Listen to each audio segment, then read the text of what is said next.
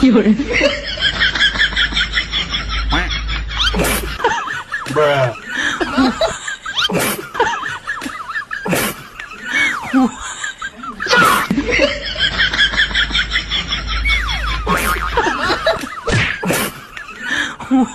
Yun.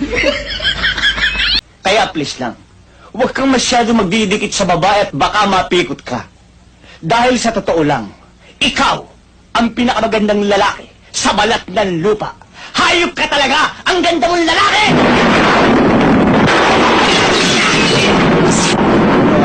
Sa mga kasalanan ko, sa mga kasinungalingan ko, nagbibiro lang naman ako eh.